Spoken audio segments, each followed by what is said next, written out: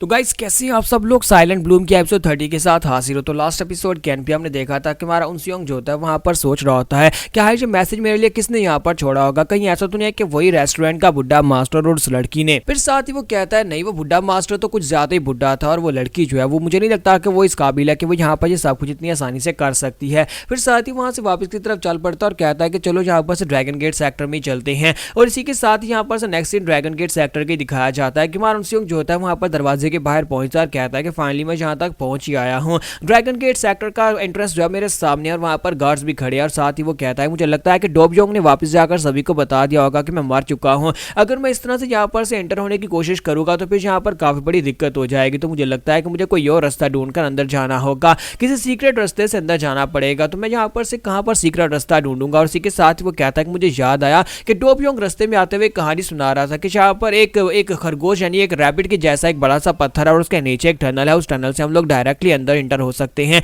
अगर उसकी बात वाकई में सच है तो मुझे लगता है कि मुझे यहाँ पर जाकर उस पत्थर को ढूंढना होगा। तो जो हमारा उनसियोंग जो होता है वहीं पर से साइड के ऊपर पहाड़ों की तरफ चला जाता है, जहां पर उस डोबजोंग ने बताया था कि साइड के ऊपर पहाड़ है। तो उसी के साथ ही वहां पर एक रैबिट की शेप का बड़ा सा पत्थर होता है। तो मैं उनसियोंग कहता है ये तो वाकई में यहाँ पर एक रैबिट की शेप का पत्थर है, चलो देखते हैं कि इसके नीचे कोई टनल है या नहीं। तो मैं उनसियोंग वहां पर नीचे वहां पर मिट्टी खोदना शुरू करता है। जब वहां पर से मिट्टी खोदता है तो उसे वहां पर वाकई में एक टनल दिखाई देती है। तो उनसियोंग कहता है कि चलो यहाँ पर डोबजोंग किसी काम तो आया, हालत है वो बिल्कुल बेकार है, लेकिन अब यहाँ पर मैं इस रास्ते से अंदर जा सकता हूँ। तो मैं उनसे उस टनल के अंदर घुस जाता और वहां पर से क्रॉल करता हुआ आगे की तरफ जाता और कहता है अब बस यहाँ पर मुझे ये चाहिए कि ये टनल किसी ऐसी जगह के ऊपर निकले जहाँ पर लोग ना हो। कहीं ऐसा ना हो कि मैं किसी मेन हॉल के अंदर निकल आऊँ जहाँ पर सभी लोग मुझे देखकर शोर मचाना शुरू कर दे, क्योंकि यहाँ पर किसी ने मुझे निकलते हुए देख लिया तो वो लोग तो वाकई मुझे यहाँ पर यूनिटी कल्ट का स्पाई मान लेंगे। हमारा उनसियोंग जो होता है वो काफी देर से वहां पर क्रॉल करते हुए आगे की तरफ बढ़ रहा होता है, लेकिन अभी भी यहाँ पर उसे कहीं पर रास्ता एंड होता हुआ दिखाई नहीं दे रहा था। फिर साथ ही वो सोच रहा था कहीं ऐसा ना हो कि रास्ता रास्ते में खत्म हो जाए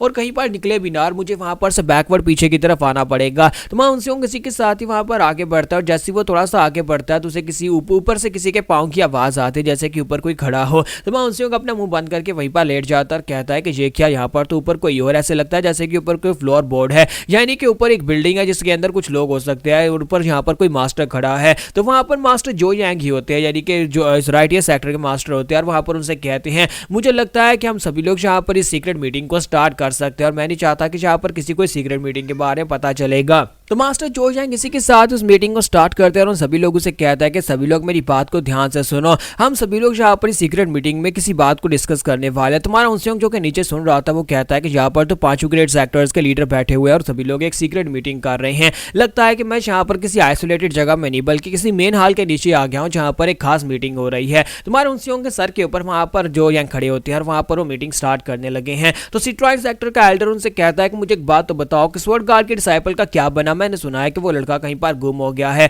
तो इसी के साथ ही मास्टर जो यांग कहता है कि मैंने यहाँ पर अपने कुछ डिसाइपल्स की एक सर्च पार्टी को उसके पीछे भेजा है, तकरीबन 4 घंटे हो गए हैं, लेकिन अभी तक यहाँ पर उसके बारे में कोई न्यूज नहीं आ सकी। मुझे नहीं लगता कि वो लड़का यहाँ पर मिल पाएगा, लगता है कि यूनिटी कल्ट के लोग उसे अपने साथ ले गए हैं। तो इसी के साथ ही ज़ेन क्लाउड सेक्टर की लड़की कहती है तो बहुत ही टेरिबल न्यूज है, स्वॉर्ड गार्ड का आखिरी डिसाइपल भी यहाँ पर यूनिटी कल्ट के लोगों के हाथ से मारा गया। तो हमारा उनसियोंग जो होता है वो कहता है कि अंकल यहाँ पर इनसे झूठ क्यों बोल रहे हैं, मैं भी तो उसी डायरेक्शन से वापस आया हूँ, लेकिन कोई भी सर्च पार्टी मेरे पीछे नहीं आई जो कि मुझे ढूंढने के लिए आई हो। इसका मतलब जैक अंकल सभी के सामने जहाँ पर ओपनली झूठ बोल रहे हैं। तो इसका मतलब क्या हो सकता है, अंकल जहाँ पर झूठ क्यों बोल रहे हैं? क्या वो जहाँ पर वाकई में मुझे ढूंढना नहीं चाहते? क्या उन्हें इस बात से फर्क ही नहीं पड़ता कि मैं वहां पर हूँ या नहीं हूँ? तो हमारे मास्टर जो यांग जो है वहां पर उन सभी लोगों के सामने नौटंकी करते हुए कहता है कि यही तो वजह है कि मैं तुम सभी को यहाँ पर इकट्ठा किया है, हम सभी लोग यहाँ पर एक फैसला करने वाले हैं। क्या तुम लोग यहाँ पर इस बात को नहीं देख पा रहे कि हमारे पर अटैक क्यों होते हैं? लगता है कि कोई ना कोई यहाँ पर ऐसा है जो कि यहाँ पर यूनिटी कल्ट के लोगों को हमारे बारे में इंफॉर्मेशन देता है। इसी वजह से मुझे लगता है कि कोई ना कोई ऐसा है जो कि स्पाई है, यानी कि हम 5 सेक्टर्स के अंदर से कोई स्पाई है जो कि यहाँ पर उन लोगों को हमारी इंफॉर्मेशन दे रहा है। ये बात सुनते ही वो सभी लोग हैरान हो जाते हैं और कहते हैं कि यार तुम क्या बात कर रहे हो? तो वो से कहता है कि तुम बस यहाँ पर बकवास कर रहे हो, ऐसा कैसे हो सकता है, हम में से कोई स्पाई कैसे हो सकता है? सभी एल्डर्स वहां पर अपनी अपना रिएक्शन देते हैं, जबकि मैं उनसियोंग भी हैरान होता है। जबकि सबसे पहले माउंटेन सेक्टर के लीडर जो होते हैं वो ग्राउंड के ऊपर अपना पाँव जोर से मारते हैं और कहते हैं ये क्या बकवास हो रही है, क्या तुमने हमें यहाँ पर इसलिए बुलाया फैलाया था ताकि तुम हमारे पर इल्जाम लगा सको। तुम्हें भी अच्छी तरह से पता है कि जहाँ पर हमारी ग्रेट माउंटेन सेक्टर के अंदर से कोई भी जहाँ पर डिमोनिक कल्ट के साथ मिलकर काम नहीं कर सकता, और मेरे सेक्टर के अंदर कोई भी ऐसा नहीं है जो कि स्पाई हो, और अगर कोई होगा भी तो मैं जाकर उसे खुद अपने हाथों से मार डालूंगा। और तुम्हारी हिम्मत कैसे भी जहाँ पर इस तरह की बात करने की? क्या तुम्हें पता भी है कि डिमोनिक कल्ट के लोगों ने मेरे ब्रदर को मार डाला था? जब से उन लोगों ने मेरे ब्रदर को मारा है तब से हमारे ग्रेट माउंटेन सेक्टर के अंदर कोई भी ऐसा नहीं होगा जो कि जहाँ पर गद्दार के लिए, यानी कि जो कि उनके लिए यहाँ पर स्पाई का काम करे। जेन क्लाउड सेक्टर की लड़की कहती है कि हाँ, मुझे भी नहीं लगता कि हमारे सेक्टर में भी ऐसा कुछ हो सकता है,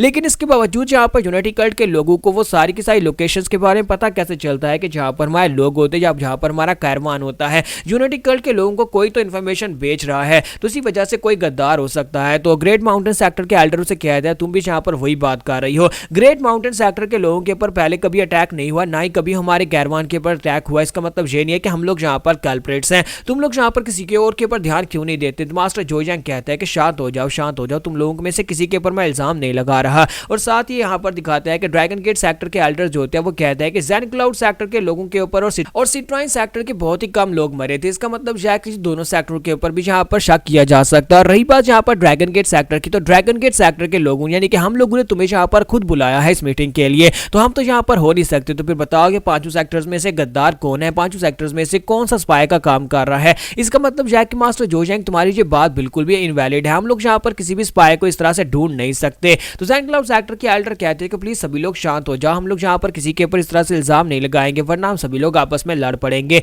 तो मास्टर जोयांग कहते हैं मैं तो बस यहाँ पर ये कह रहा हूँ कि हमें इस बात को अपने तक ही रखना है और हमें इस बात को ध्यान में रखना है कि हम में से हो सकता है कोई एक ऐसा हो जो कि स्पाई हो, कोई जहाँ पर इन्फॉर्मेशन को बेच रहा है। तो वो कहते हैं ठीक है एल्डर, जैसा तुम कहते हैं हम लोग वैसी बात तुम्हारी सुनेंगे। और इसी के साथ जोयांग उन लोगों से कहते हैं कि सभी लोग अब जाओ जाकर रेस्ट करो। मुझे लगता है कि सभी लोग काफी लंबा सफर करके आए हो, कल हम लोग फिर से अपनी मीटिंग को कंटिन्यू करेंगे, अभी जाओ जाकर तुम लोग आराम करो। मास्टर जोयांग वहां पर से सभी एल्डर्स को भेज देते हैं और सभी एल्डर्स जो होते हैं उसे गुड बाय बोलने के बाद वहां पर से चले जाते हैं। जब किसी के साथ ही योंगजिंग जो होता है उन्हें वॉइस मैसेज भेजता है और कहता है कि मास्टर जल्दी से अंदर आए, मुझे आपसे बात करनी है, मुझे यहाँ पर उनसेओंग के बारे में बात करनी है। तो वो कहता है कि क्या तुम्हें यहाँ पर उनसेओंग के बारे में बात करनी है? तो बताओ कि उनसेओंग मिला या नहीं, क्या वो मर गया? तो वो कहते हैं कि एल्डर अंदर आ जाए, मैं अंदर पहले से मौजूद हूँ और अंदर आए, वहां पर आकर बात करते हैं। तो इसी के साथ ही मास्टर जोयांग वहां पर अंदर आते हैं। जैसे हमारा उनसेओंग सोच रहा होता है कि शायद ऊपर से सभी लोग चले गए, मेरे यहाँ पर से वापस जाने का वक्त आ चुका है, मुझे जल्दी से जल्दी यहाँ पर से निकल जाना चाहिए। इसी के साथ ही वहां पर उसे ऊपर से आवाज आती है। जोयांग अंदर आने के बाद ह्योंगजिन से कहता है कि अब जल्दी से बताओ कि उनसेओंग का क्या बना। तो इसी के साथ ही वहां ह्योंगजिन जो होता है उनसे कहता है कि मैं उस लड़की के साथ यानी उस लड़की जो उनके साथ मिलकर उनसेओंग को ढूंढने के लिए गया था,